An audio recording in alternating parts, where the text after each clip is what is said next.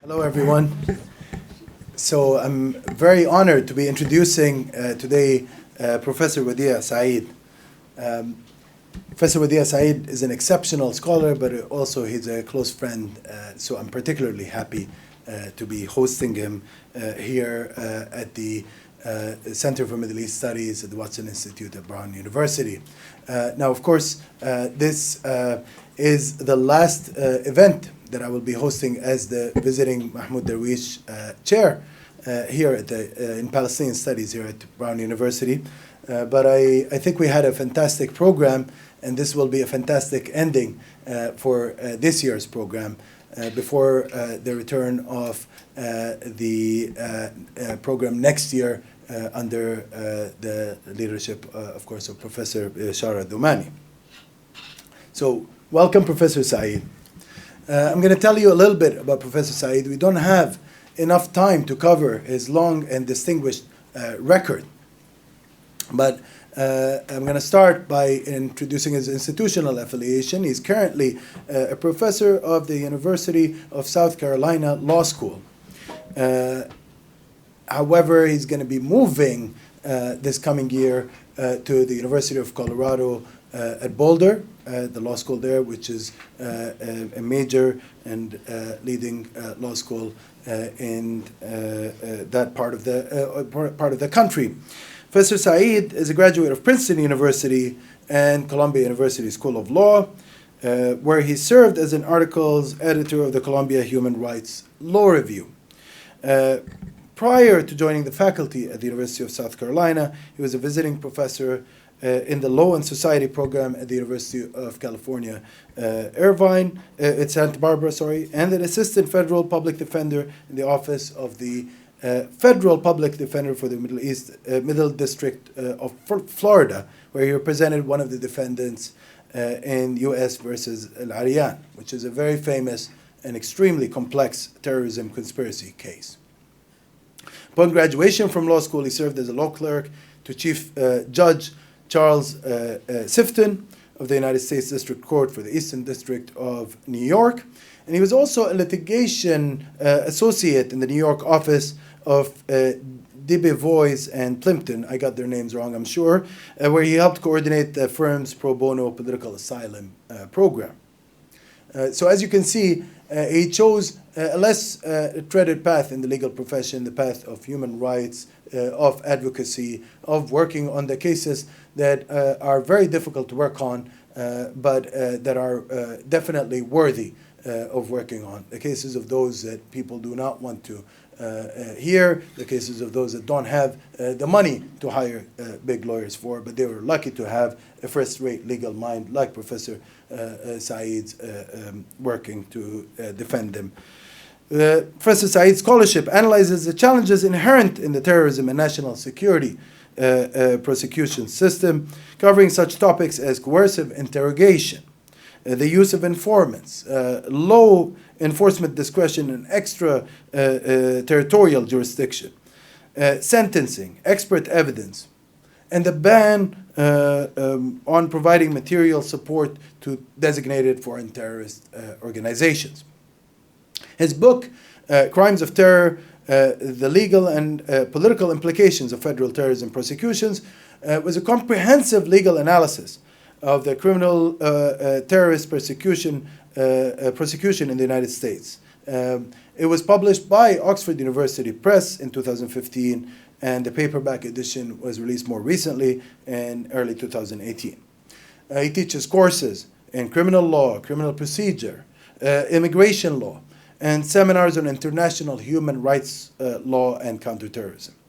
He's an elected member of the American Law Institute and serves on the board of the editors of the Amerasia Journal.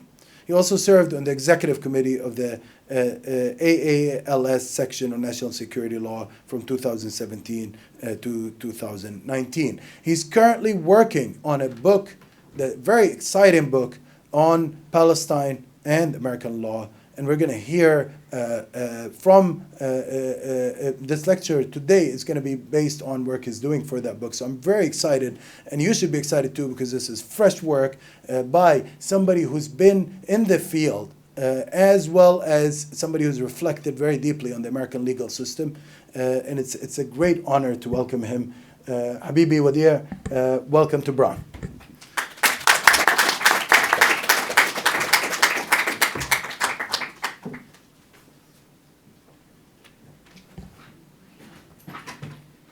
I do have to say, sorry, I have to speak into the microphone, I've been told, so.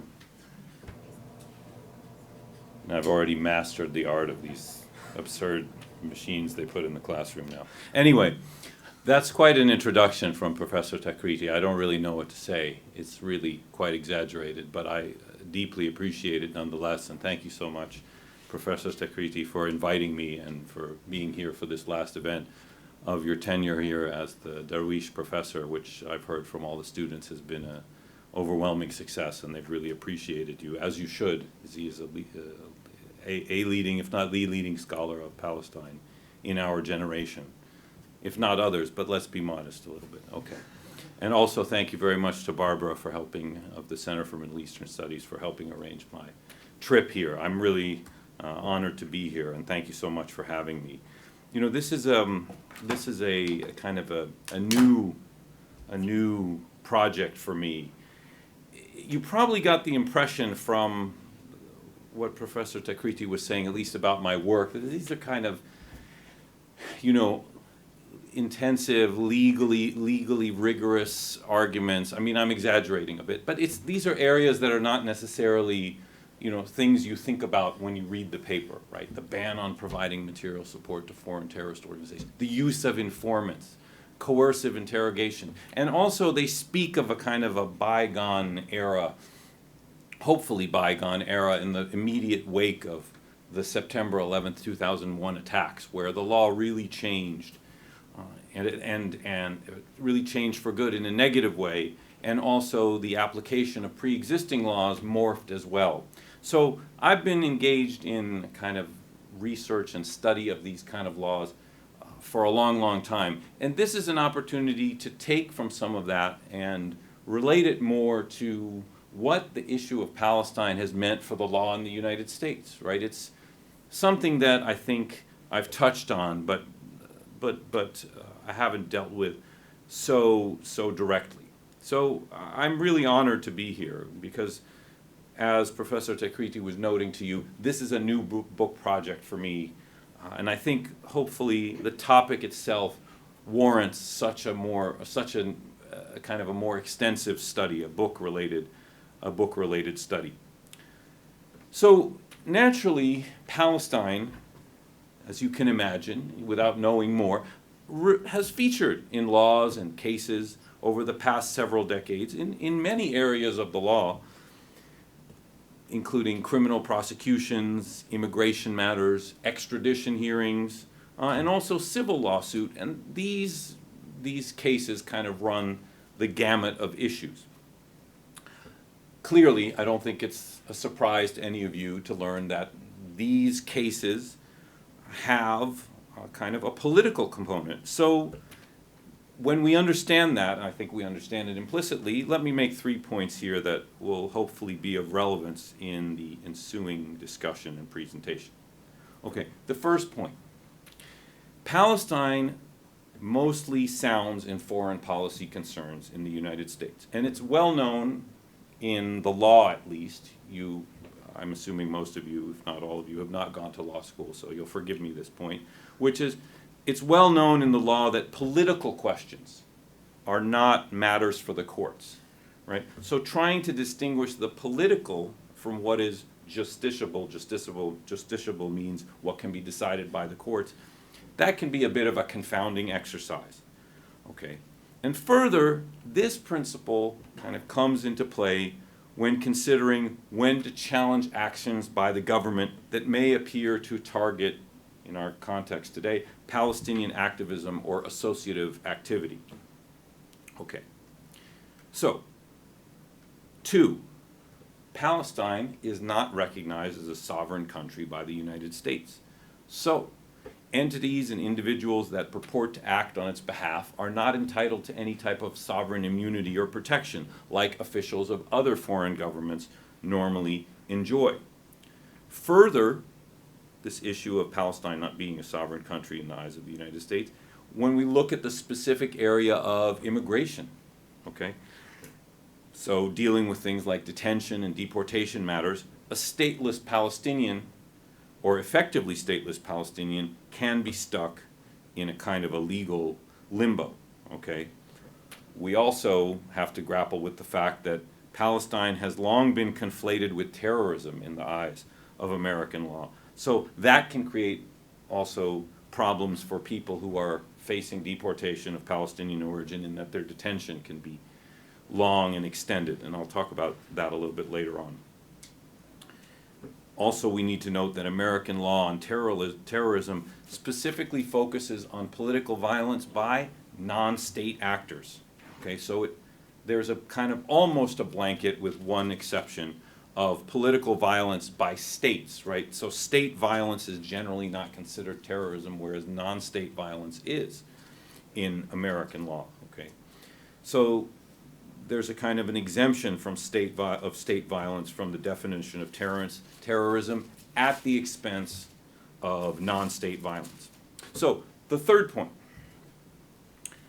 which is Palestine and Palestinian activism, as I mentioned before, has long been conflated with terrorism in the American mind, and the law now reflects that predilection. So while several laws in this regard can have, say, neutral formulations, my research and my experience demonstrates to me, at least just to me, right? It could be to others, but I'll stay modest for now, that these laws have been used to single out Palestinian organizations and individuals for what I think could be termed fairly discriminatory treatment.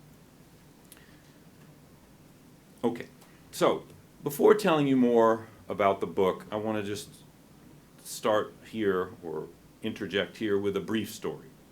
So Professor Takriti was telling you that I worked as an assistant federal public defender in the Middle District of Florida, that was in Tampa, Florida, mainly to work on the defense of a then young man called Hatem Fariz, who was one of 4 defendants in a case that was really targeting another person, a guy by the name of Dr. Sami Al-Arian, who was a tenured computer science professor at the University of South Florida.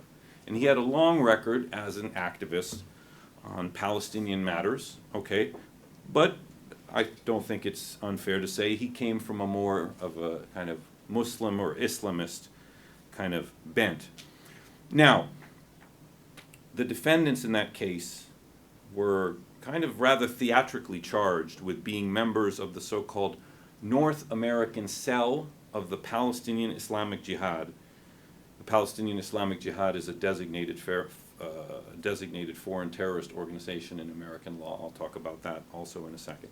And they faced all sorts of serious counts: conspiracy to provide material support to a foreign terrorist organization, conspiracy to murder abroad, and a RICO charge.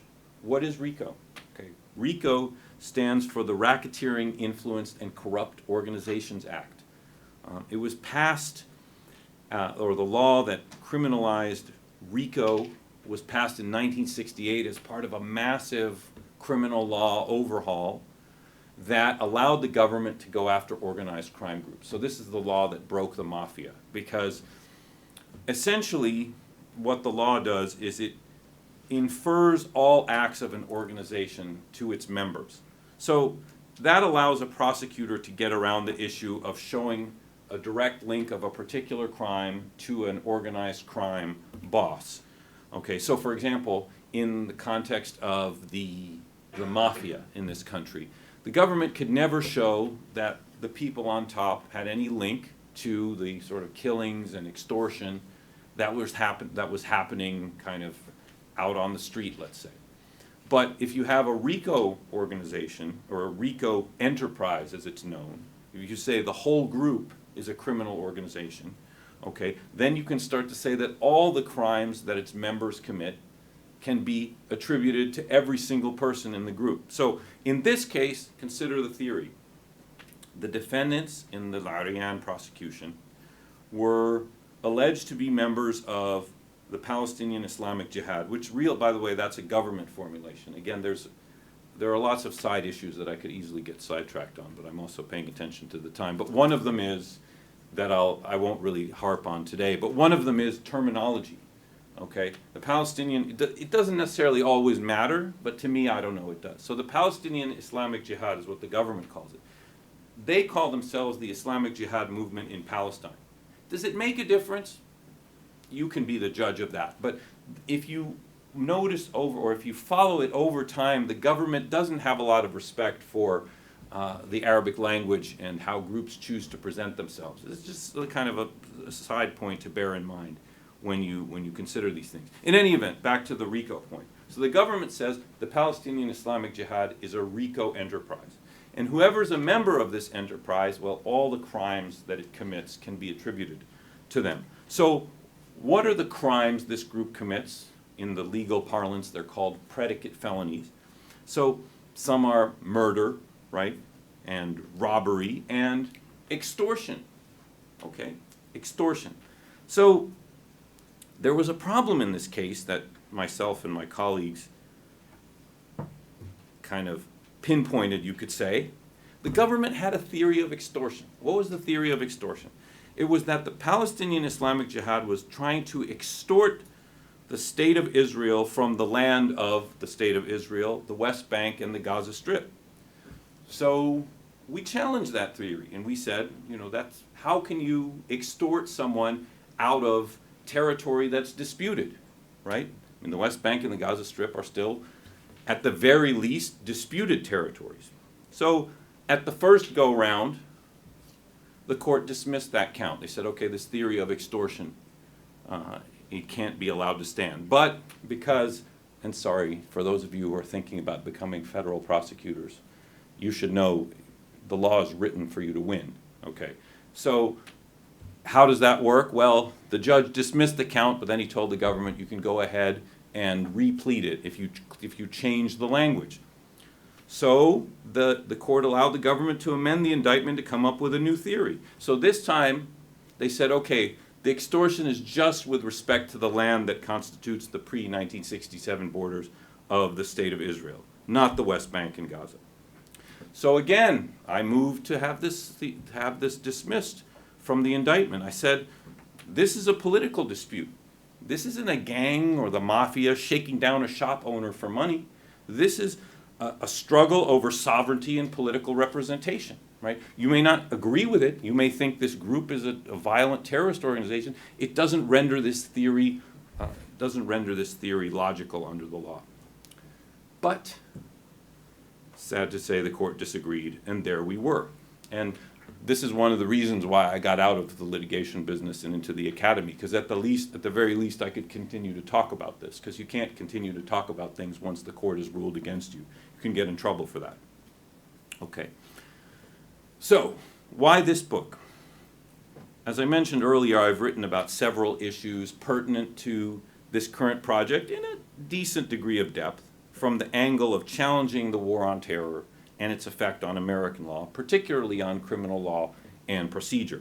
So some issues in some cases have been well remarked on, and you may have heard of them before. Others are more obscure. My approach is meant to be both historical and address Palestine as it comes up in specific areas of the law. So on that note, my structure is as followed, as I envision it. I'm planning on a historical section that introduces Palestine as a contested area in the courts here in this country. And our first kind of instance of Palestine coming up is via a look at extradition matters. So there were a few kind of well-known cases kind of in the late 70s, early 80s, into the sort of mid 80s and onward that dealt with extradition. That is to say, Palestinians who were here in this country that the Israeli government, for example, wanted to have extradited for prosecution in the Middle East. And the U.S., of course, agreed with these efforts and decided to push for their extradition. And the courts had something to say. Mainly, those efforts to defeat extradition were unsuccessful, and the courts ruled in favor of extradition because of the link of Palestine, and at the time, Palestine, as represented by the Palestine Liberation Organization, the link of the PLO with terrorism in the mind of the American government was quite powerful. And it's instructive here to consider that and if we look at it in a kind of anti-colonial context, Palestine is being exempted, right, from this idea of fighting an anti-colonial war.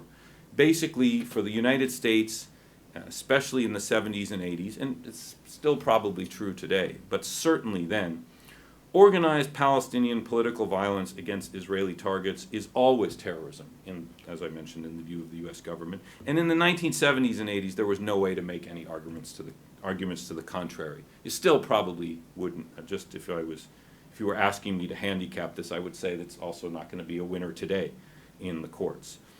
And while this point has not really changed, as I mentioned, the nature of the Palestinian struggle has, and more on that later, but it's something to bear in mind as far as the history goes. And then later on I would like to turn, or as the book progresses, I'm turning to cases involving discrete matters, such as, you probably won't be surprised to know, that immigration law has been used in a politically motivated manner. There were some famous cases, a case involving a fellow who passed away a few years ago, who Professor Takriti knew, called Fuad Rafidi, who was basically the government. He was a permanent resident of this country, and he went to a conference in Syria, and the government tried to summarily exclude him.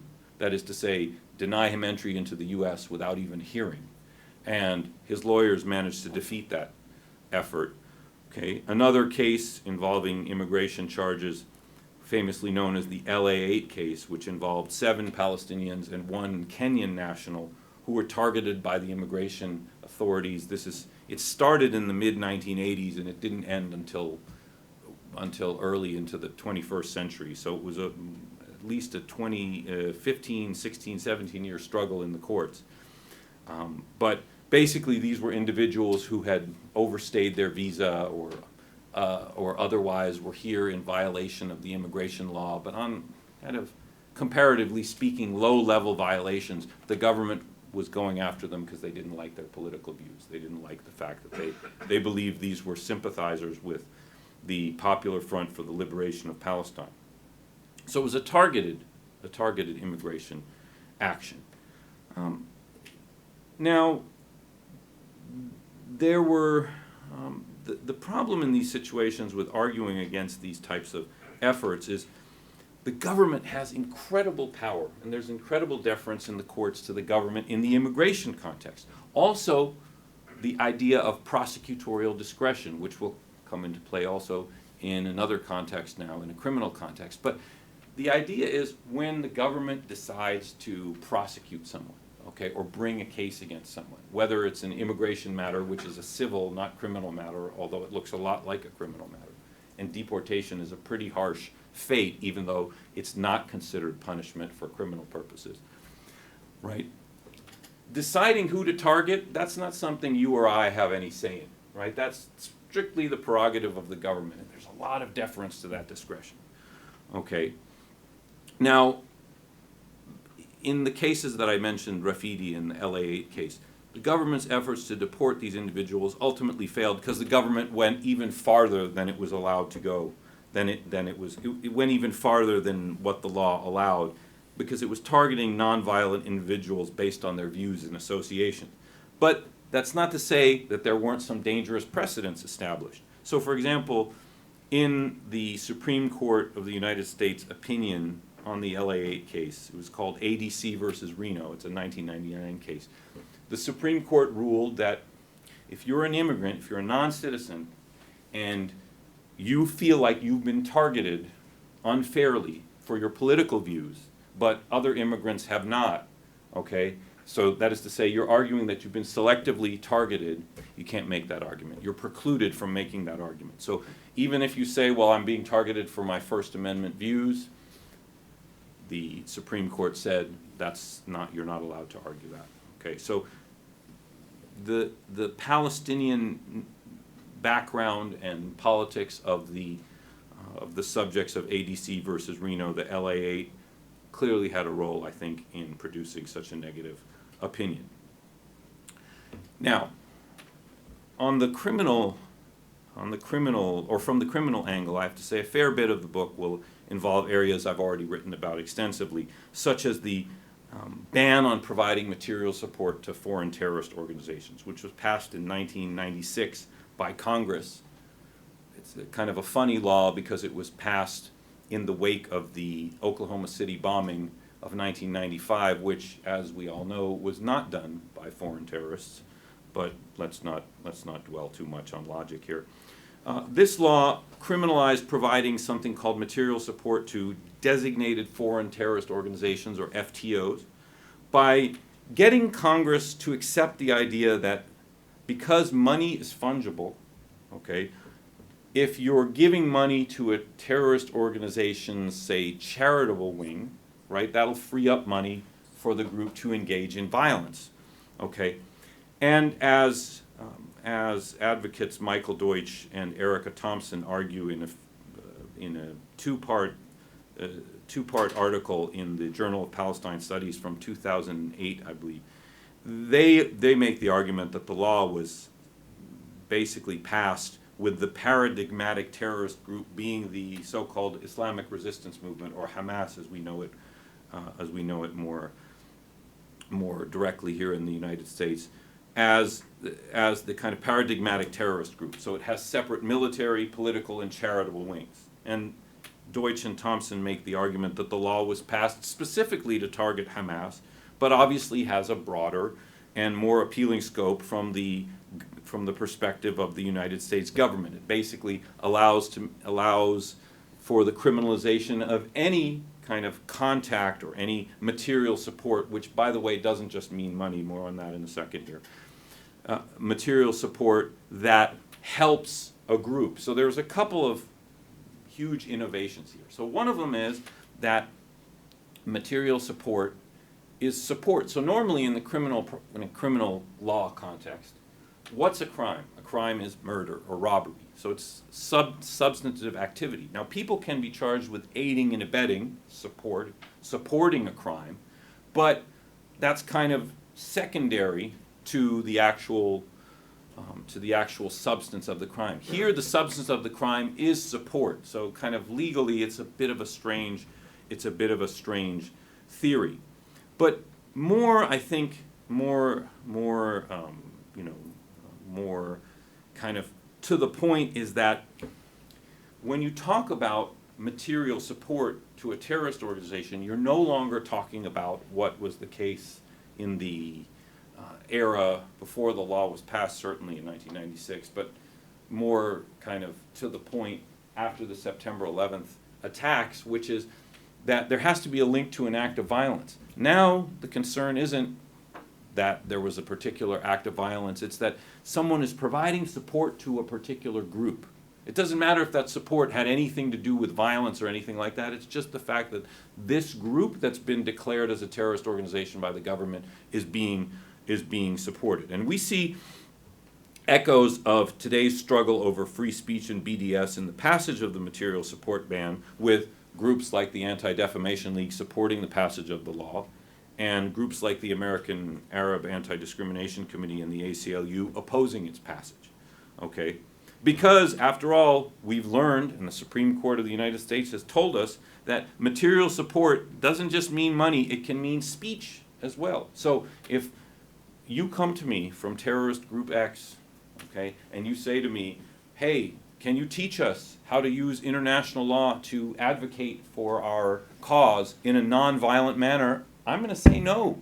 Why? Because I can be prosecuted under that law, okay, as having provided material support to you in the form of expert advice or assistance.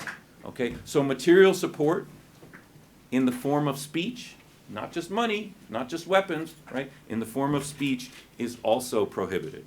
Okay, this was a case in 2010 called the Humanitarian Law Project versus Holder, and the law has become the kind of the catch-all law that the government uses in terrorism prosecutions in the United States. Okay. Also,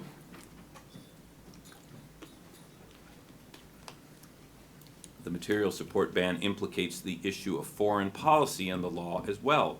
So how does a group get on this list? How does a foreign terrorist organization get designated? Well, the Secretary of State makes the call, right? Based on three findings. One is the group is foreign. Two, the group engages in terrorism, which is defined under U.S. law. And three, that terrorism threatens the national security of the United States or the security of United States nationals. And that third one doesn't just involve what you or I would think means national security threats to the U.S., but it's also something like, it also involves things like the foreign relations interests of the United States. So that's not something you or I get a say in. All right. So if the United States wants to, say appease the government of Turkey, which is a major, even to this day, it's still a major U.S. ally, by designating a Kurdish liberation group, it'll do that. And it has done that in the case of a group called the Kurdistan Workers' Party, or the PKK.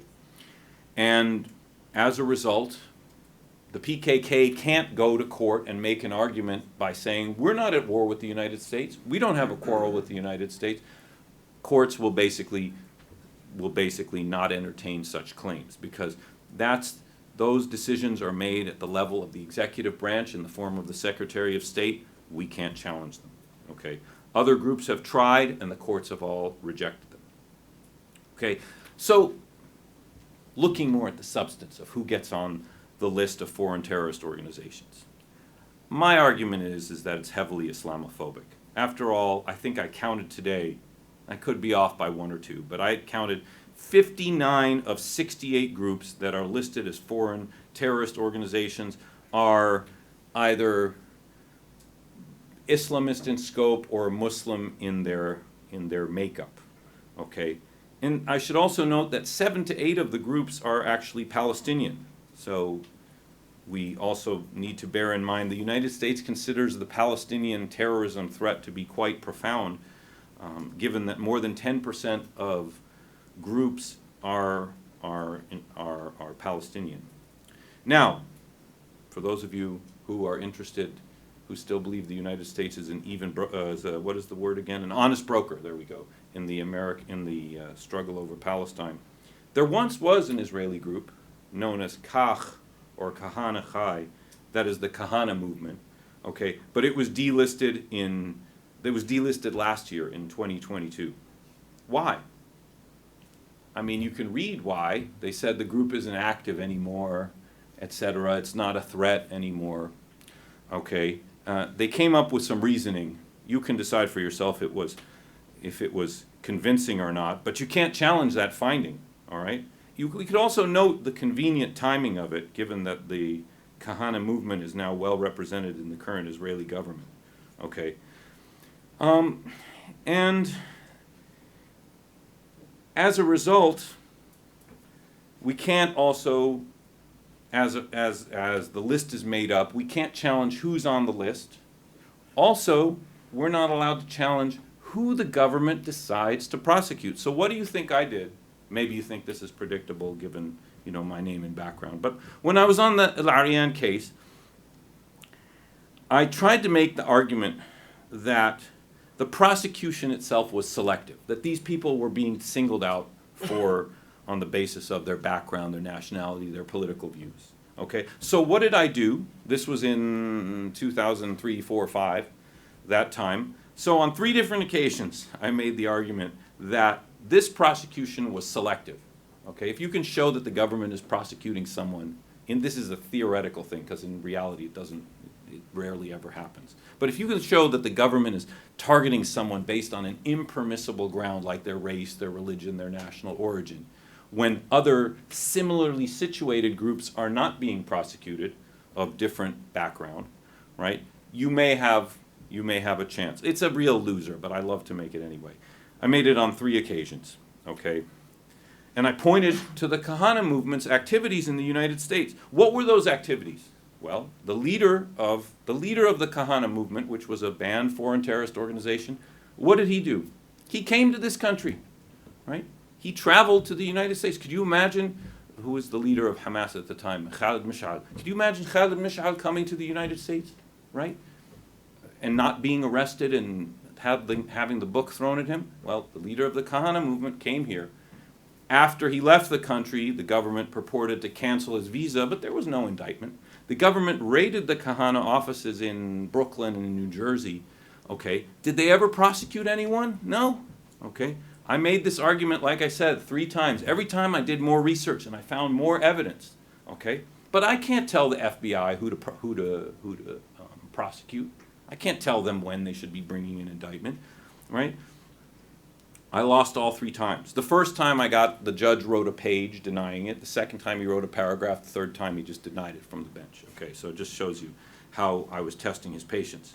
But this is a double selectivity. So there's selectivity on who gets on the list, and then there's selectivity on who gets prosecuted.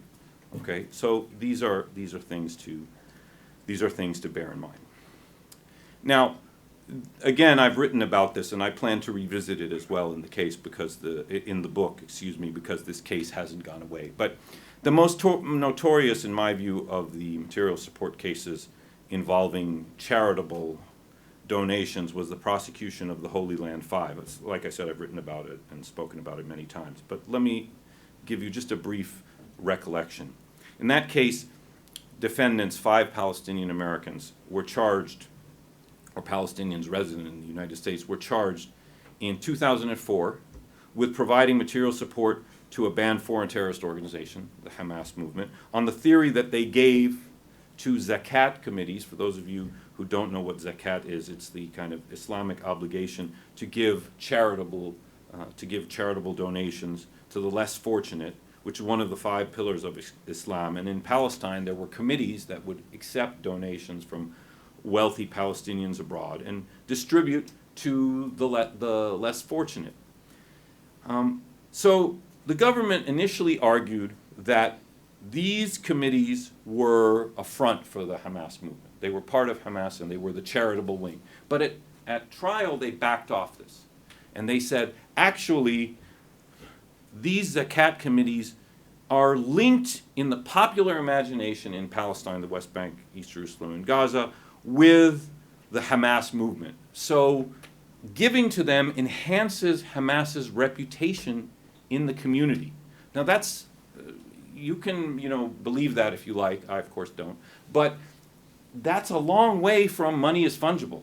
Okay, that's a long way from money is fungible. And interestingly, too, the government never disputed, in all these cases, there were 3 cases, the Arian case that I worked on, the Holy Land Five, and there was a prosecution in Chicago that involved charitable donations to Palestine, specifically to Muslim charity groups in Palestine. And in all 3 of those cases, the government did not dispute that the donations were legitimately for charity. They just argued on the basis of this association. So consider this, on the one hand, from the perspective of fighting terrorism can be a difficult thing. Terrorists are sneaky and try to hide their tracks.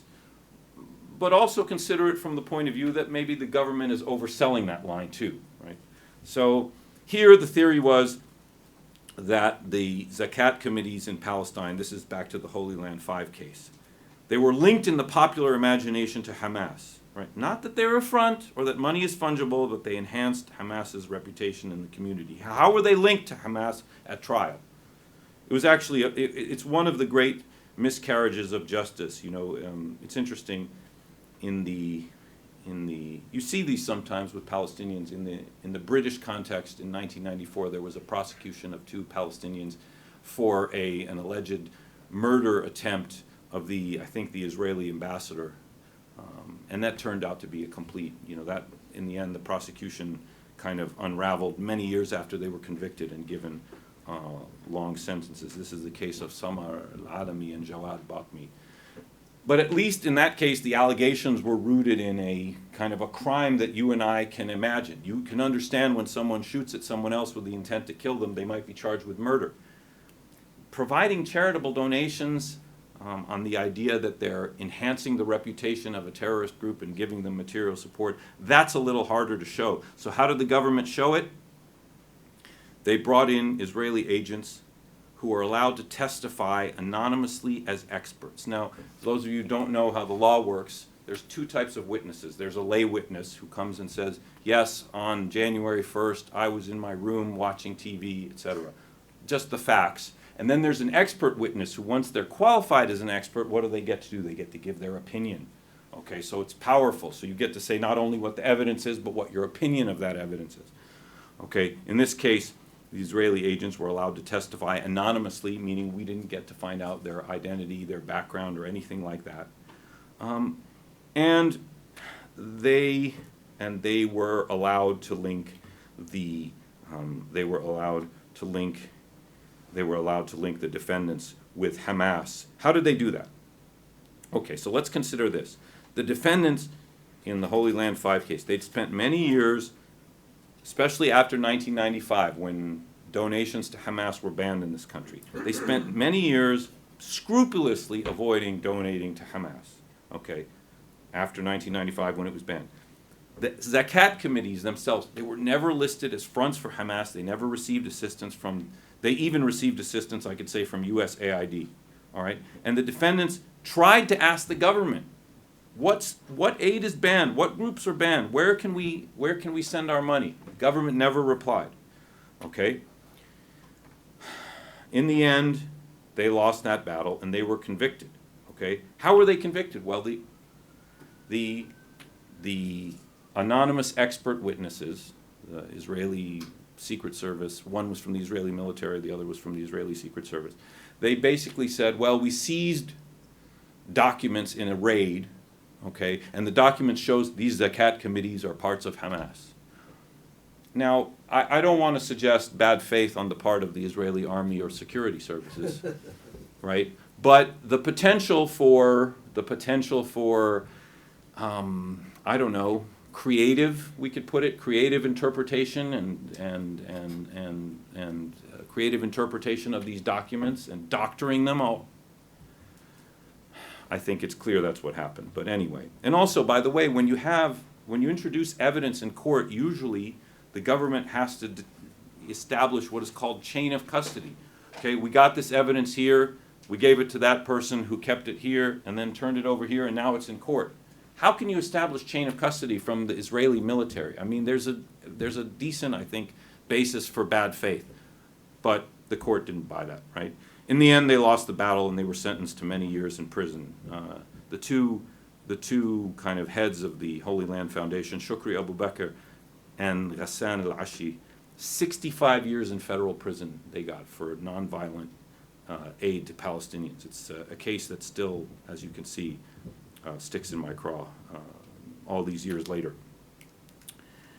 Anyway, the book has many more examples of cases and lawsuits involving Palestine, extradition, political representation, etc. But the overall theme has been kind of, as you can probably tell already, has been a little bit defensive in responding to allegations that posit Palestinians as terrorists, a trope that stuck well before the world learned of organizations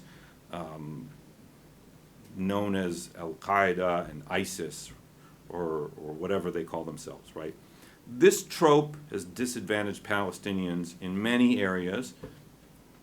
In immigration detention, I mentioned it earlier, allow me to just kind of give you a little bit of detail on that. So, what about Palestinians who the government is looking to deport? They say they violated immigration law and they would like to be deported, okay? So in 2001, the United States Supreme Court decided a case called Zadvidas versus Davis, which was the last, by the way, the last decision the court issued before the 9/11 attacks. You can see a theme here, okay? Which held that detention over 6 months of a non-citizen whose deportation is unlikely to happen is presumptively unconstitutional. So if someone has been held in immigration detention, right, on a final order of deportation, and there's no likelihood they're going to get deported because no country will take them, okay, they have to be released, right? The Constitution does not allow for indefinite detention in these situations. Now, the court did hold out that there was an exception to cases involving national security threats, but left that vague. Now, Palestinians are either stateless in fact, they don't have a country of nationality, of citizenship, or they're effectively stateless. They have Israeli citizenship, but The Israeli authorities don't want to issue papers. They have Jordanian citizenship, but the Jordanians don't want to accept them. They have a Jordanian passport, but the Jordanians don't want to accept them as deportees. Deportation may not be possible, but that hasn't stopped them being detained long after 6 months, as many cases that I'm looking at have held. Here we see the conflation of Palestine with terrorism, right, allows Palestinians to be held longer on the theory that they are threats also to national security. Again, the evidence is kind of flimsy, and the due process violations are notable. The suggestion is certain stateless nationalities are more disfavored than others, and you can guess what we're talking about. So, more hopefully, I conclude here with a discussion of the issue of Palestine in American law, kind of segueing from the war on terror to a newer atmosphere, one that focuses more on nonviolent solidarity activity, of some interest to you maybe here on campus, right? And less on political activism in support of national liberation movements. This is, by the way, quite ironic, because if you look at history, if you look at some cases from more recent history, so right at the time in the 70s and 80s, when the PLO was ground zero, or ground zero for terrorism in the eyes of the United States, you had prosecutions involving Irish Americans who were sending not money but weapons to the north of Ireland, okay, to fight the British. And in two cases, for example, from the 1980s, you had the government prosecute these individuals. The first group of defendants, they were acquitted outright, right? In Brooklyn, New York, there were enough jurors who were sympathetic to the idea that, the Irish may want to fight the British after, 800 years of British colonialism in Ireland, all right? The second group were convicted but given sentences ranging from 2 to 7 years. So think about the difference. Think about how things have changed, okay? People sending actual weapons to Ireland got 2 to 7 years in prison, whereas people of Palestinian origin sending money to admittedly charitable purposes, 65 years in prison, right? Okay. In fact, one of those defendants who got convicted and got one of the 2 to 7 year sentences, actually, during a court hearing, this actually happened in the early 80s in federal court in New York. The prosecutor said, Mr. Harrison has a hand in every gun that was sent to Ireland from the period of, I think it was like 1978 to 79. And so his lawyer said, actually, Mr. Harrison objects to that statement. He's had a hand in every gun sent to the north of Ireland since 1972, right? You couldn't imagine a similar result or similar constructs or dynamics for Palestinian defendants. And this issue, by the way, it hasn't left us, okay? It hasn't left us. Think about the Ukrainian context. Right? So I got a call from a journalist for the LA Times last spring who asked me about material support in Ukraine, and I said, well, there are no foreign terrorist organizations, Ukrainian foreign terrorist organizations designated, so you can materially support. The only thing you could think of would be that there might be a theory that sending weaponry to Ukraine violates the Neutrality Act. So there is a law on the books. It's been part of this country's history since it was founded. It's, I think, from the early 1800s. That says if you send or you support war or violence in a country with which the United States is not at war, you can be accused of violating the Neutrality Act. But, so in theory, I guess the country is not officially at war with Russia, but would you find a prosecutor who would be willing to bring a case for someone sending weapons to Ukraine? Right, as a violation of the Neutrality Act? Good luck with that. Okay, good luck with that. But it shows you that double standards and selectivity remain an issue in this context. Okay, more current cases involve challenges, and this is where we've sort of seen a morphing or a kind of a transformation. Challenges to anti-BDS laws and how to construe them. Are they denials of free speech? and the right to boycott, or are they permissible bans on economic activity with no First Amendment implication? You may have seen that a federal court from the Midwest, south central part of the country, called the United States Court of Appeals for the Eighth Circuit, has weighed in, so we must stay tuned. And it said that Arkansas's anti-BDS law does not violate the First Amendment, so we'll see how this issue continues to percolate. Okay. There are also now, moving from a defensive posture to a more kind of proactive posture, there are also cases involving lawsuits against charitable organizations in the United States that support settlements on the West Bank, where the issue of sovereign immunity for Israeli officials is not in play. Again, we're not sure how these cases will turn out, but this is all a far cry from the Palestinian as terrorist kind of guinea pig for innovatively harsh and restrictive laws that aggregate more power in the government and are rooted in the concept of counterterrorism. So, this book takes quite a journey from Palestine as a locus of conflict and violence to Palestine as an area of struggle, solidarity, and free speech. Admittedly, the results have been rather negative from the point of view of legal precedent, but the farther away from violence we go, the sharper and closer the political struggle and freedom of speech issues come into focus. Thank you. Thank you for listening.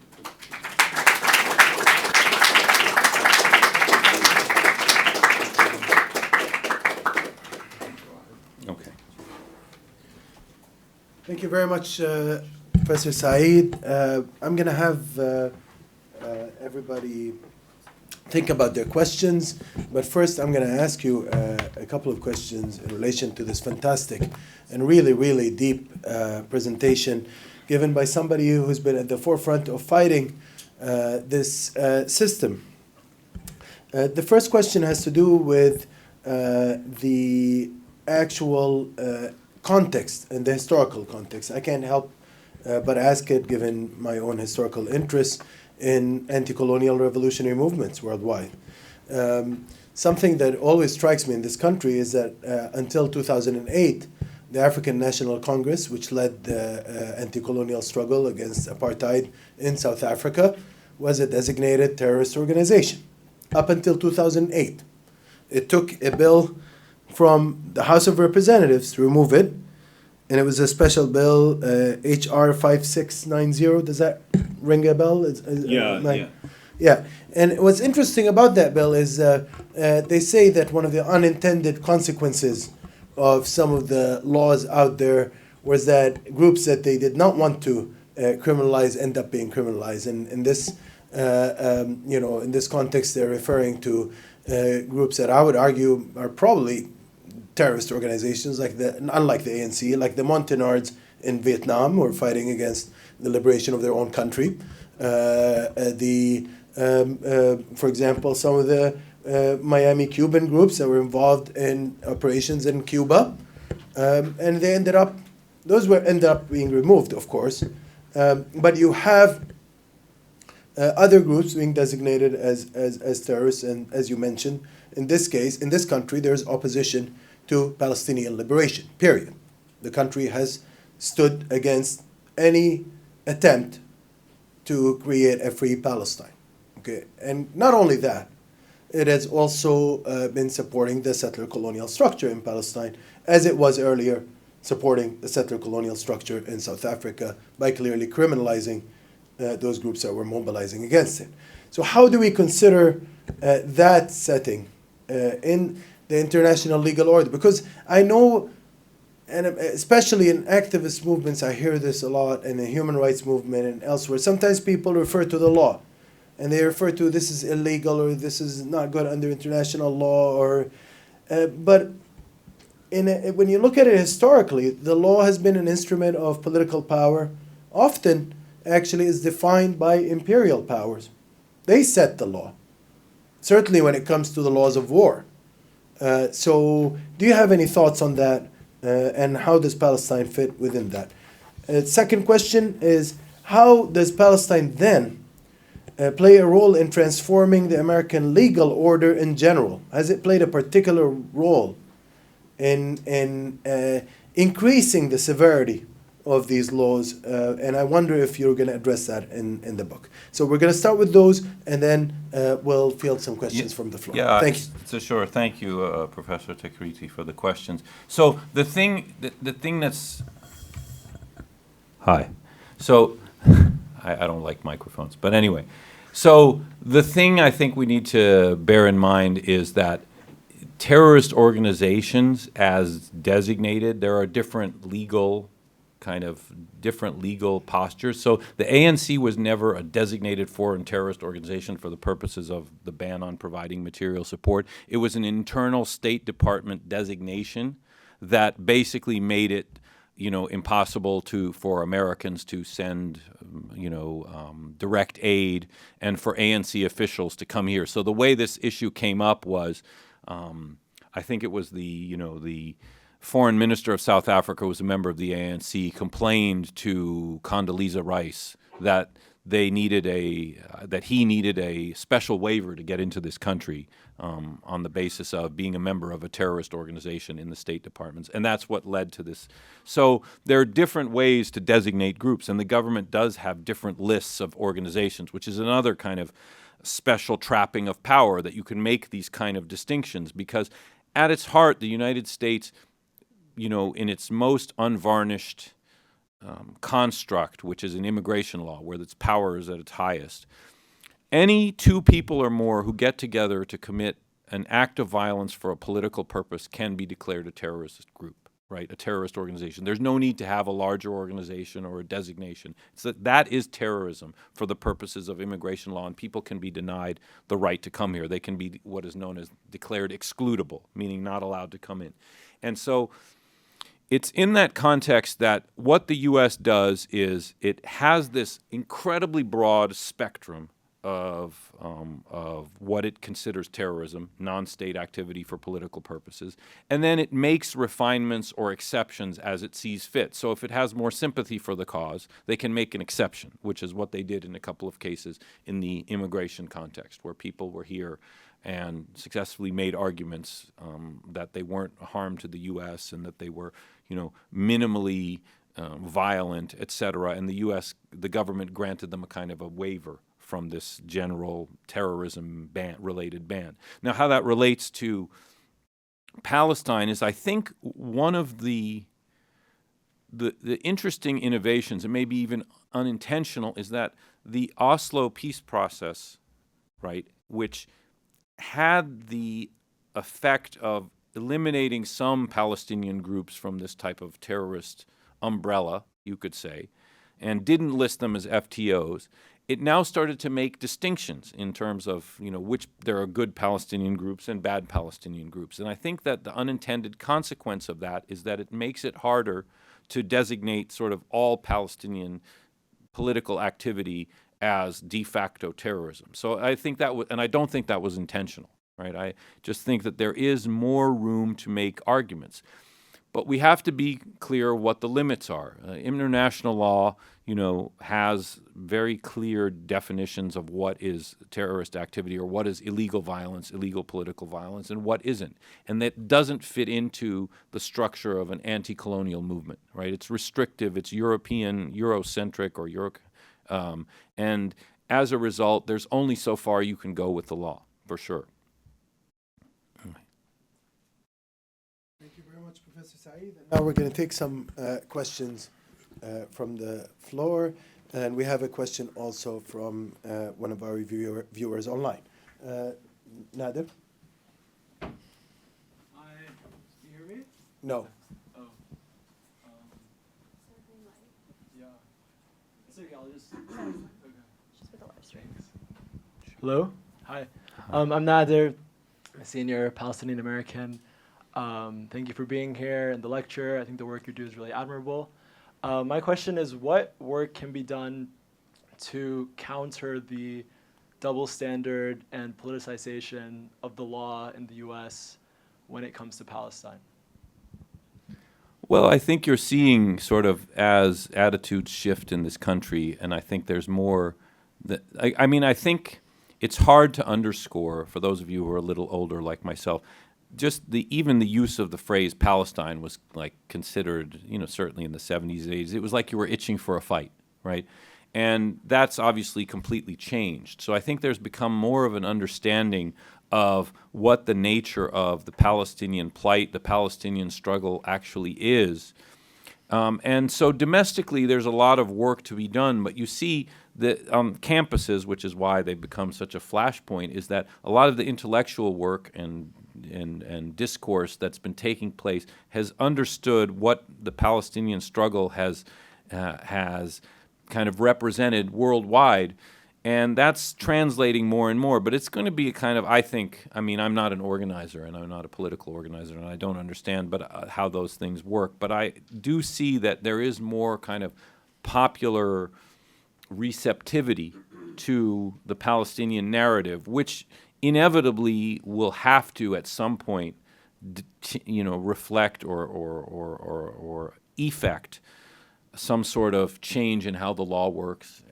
But again, my experience, unfortunately or fortunately, has been kind of almost like a triage defensive, and that's why I'm hoping this book will maybe also push me in a different direction of just complaining about all the legal kind of tragedies and miscarriages of justice that I've written about. But again, not to use a kind of a corny phrase here, but the jury's out. But I'm hopeful, right? But I'm hopeful. We have a question online from Dr. Hannah Sahli. Do the Holy Land defendants have the right to appeal? Those appeals, unfortunately, have finished.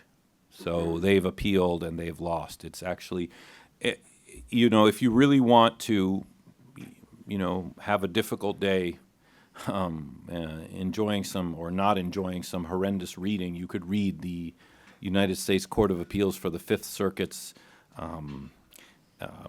decision in the appeal of the Holy Land Foundation defendants. It's one of the most horrendously written decisions of the last, I don't know, however many years. It's the leaps of logic, the eliding the issues, the unwillingness to listen to a reasoned argument is staggering in that opinion. I mean, in ways that, would blow your mind. So I'm aware, and I think I have to respond to some messages about some attempts to maybe campaign on behalf of the remaining defendants who are in prison.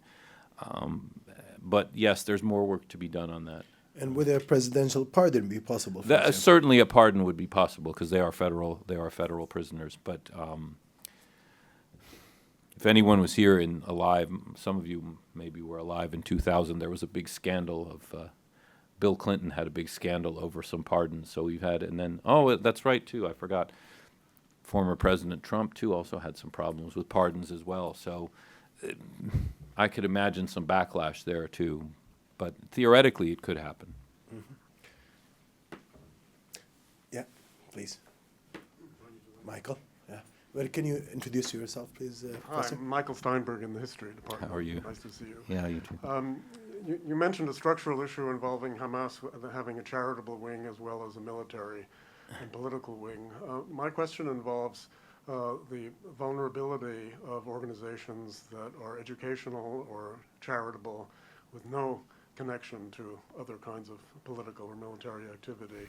And I know there have been some issues about potential vulnerability, especially for Americans involved in those organizations who are afraid of being targeted along with the organizations themselves. So could you say something about that fairly innocent realm where there can be complications? Yeah, I mean, I think that there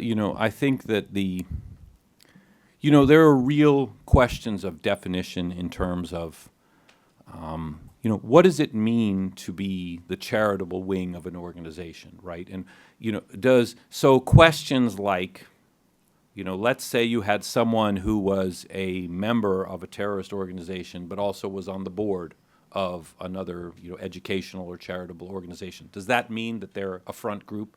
Does that mean that money is fungible? Does that mean that they're, these issues are not really addressed, but so they're kind of subject to government discretion. So in that context, you could imagine, right, people like that being swept up. And the problem that I see specifically in the context of the Arab world is that, the government, I wouldn't say, has a very strong understanding of, social relations and, how names and how relations work in the Arab world. And I think you could easily see the government not really caring, right, about these distinctions, and that the groups are separate, because they're willing to see, in this country, guilt by association is, not permitted under the Constitution. But the farther away you get from this country and the less you understand and the more hostile you view a part of the world, the more likely it is that people could be swept up. And I think we saw that exploited a little bit in the Holy Land prosecution, because I think, what were ties historically to the Hamas movement, that after it was made illegal, you saw people in that organization, basically staying away from Hamas. But the government didn't buy it. They thought these are the same people, and they were pushed very hard by the Israelis. So my concern in that context is who's making these decisions. These are government actors, usually in the security realm, who, and you probably heard the phrase, to a hammer, everything looks like a nail. So I think, that's the kind of mindset that you're dealing with. So those things are not addressed so much, because I think we're also talking about a population that's, generally speaking, vilified in the United States. Professor, again, do you want to introduce yourself? Yes, my name is Alex Winder. I teach in Middle East Studies. I actually have two questions. One is, I was wondering if you could say a little bit more about the anti-BDS legislation or anti-boycott legislation. My understanding is that the Supreme Court refused to hear that case, and is there any potential future that it will reach the Supreme Court, or what possible next steps are there? And then a second kind of broader question is, what effect do you see, or kind of ramifications does U.S. law have outside of the U.S.? I mean, does U.S. law influence the way law works with regard to Palestine in Europe, in Latin America? I mean, because people are thinking about how it'll be perceived in the U.S., or are there direct kind of links? I'm just curious about how law, like U.S. law, travels outside the U.S. Sure. With the BDS case, so what that was a decision of the United States Court of Appeals for the Eighth Circuit, which covers, Arkansas, the Dakotas, Nebraska, Minnesota, so it covers a bunch of Missouri. So it covers, I think, 6 states in the kind of heartland of the country. And what the Supreme Court did was it refused to hear an appeal in that case. So I think what people who've followed this case have been predicting. So typically the Supreme Court will wait for what is known as a circuit split. So that's the Eighth Circuit. So here in Rhode Island, you're in the First Circuit. So let's say there was a case involving an anti-BDS law from, pick a state. Does Maine have one, or Massachusetts have one, or Rhode Island? I don't know, or New Hampshire, one of the states in the First Circuit would, have to have a law. Someone would have to sue, and then the First Circuit would issue an opinion. And let's say its opinion conflicted with the Eighth Circuit. Now you have a split. So I think one of the readings has been that the Supreme Court, which, by the way, takes an exceedingly small number of cases every year. It's like 60-something decisions out of thousands and thousands of petitions. So to me, it wasn't at all unusual that the court didn't take up the matter. It's maybe waiting for more, because I think this is one where you're going to see some decisions, come up.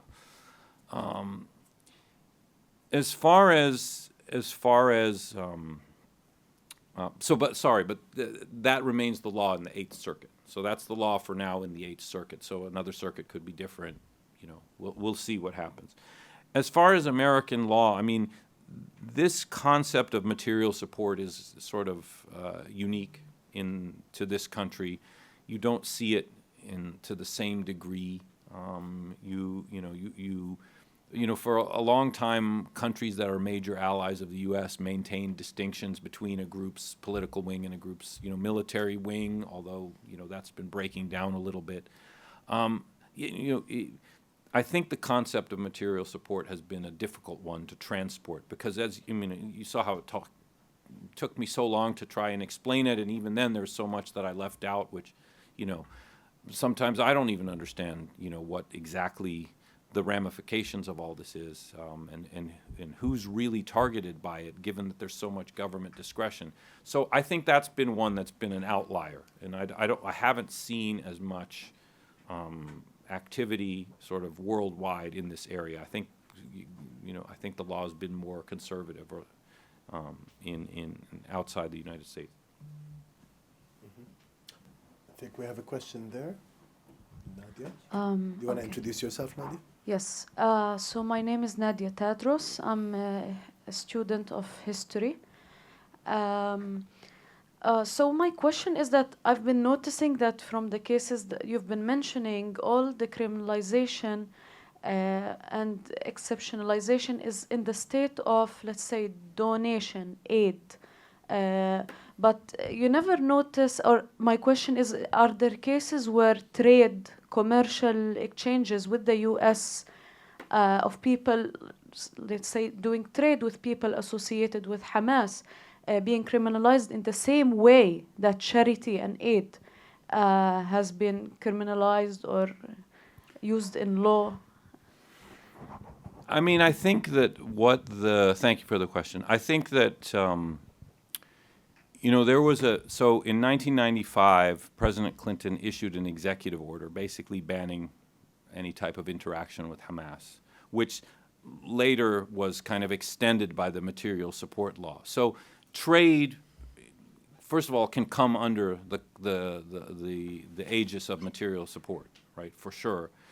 There was one case involving some relatives of the Holy Land Foundation defendants who were targeted for, operating a business, and they were engaged in, I think they were charged with export license fraud. They were sending stuff and doing business with Syria, which was not allowed at the time. But, material support is broad, and it could encompass trade. But I don't think that, those are not the cases the government is really worried about, because people understand, you can't trade so directly. This is something it's also subject to all sorts of, banking sanctions and things like that. So there's really been a focus on, the politicized nature of these type of trials, and the fact that a point is being made, right? A political point is being made.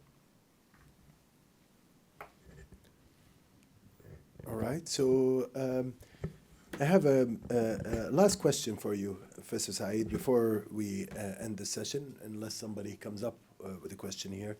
And it has to do with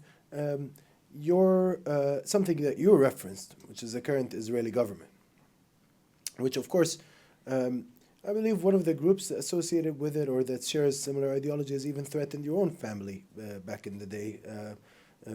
I believe your dad's own office was firebombed by one of them.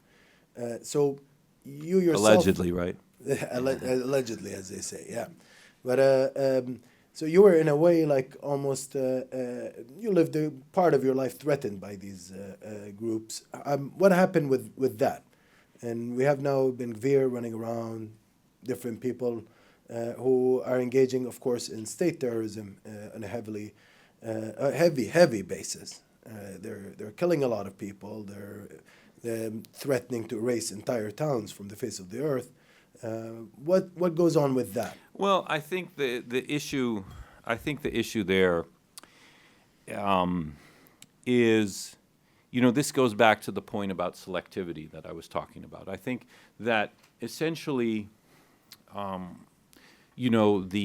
Kahana movement, the Jewish Defense League, it's Kach, whatever they're called, they've been around, and I think several of you might know about the killing in 1985, 86 of the head of the ADC's Orange County office, Alex Ode, by the JDL.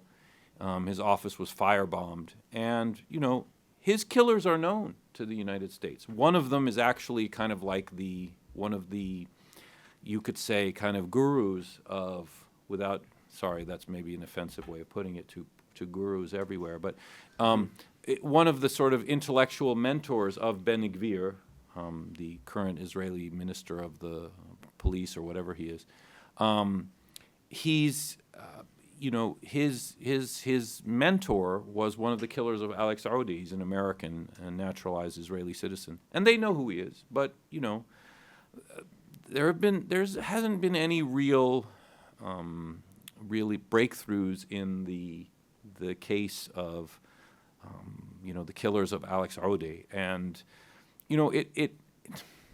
there are some maybe legal intricacies involved in the fact that the Israeli government doesn't permit the extradition of its citizens, which obviously involves the use of some political capital, and fine. But when you consider that these groups exist and operate sort of freely, I mean, they're also allowed to kind of morph.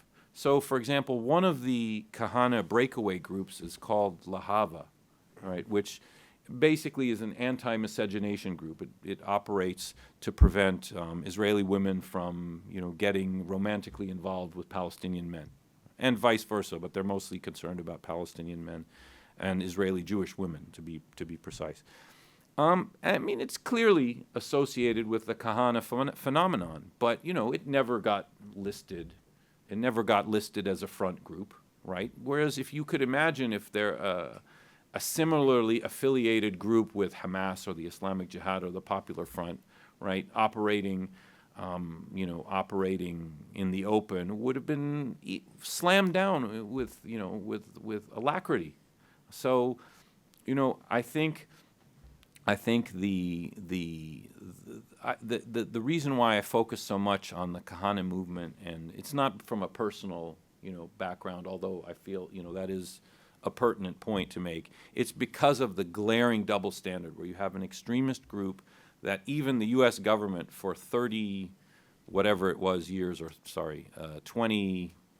27 years said was a foreign terrorist organization, but never took any meaningful action against it, even up to and including the fact that there were well-known members of this group who killed an American citizen and kind of got away with it. So that's one of my focuses. Yeah. So it's essentially, we can say that one of the take-home lessons from this talk is that if you're a settler colonist state that has a presence in Congress, in the Senate, and the presence in the security organizations in this country, some connections with the administrations that run this country, you can get away from terrorist laws.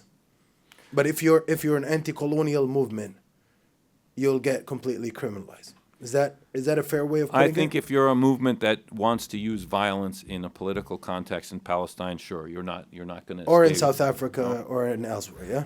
It's a little more complicated, yeah.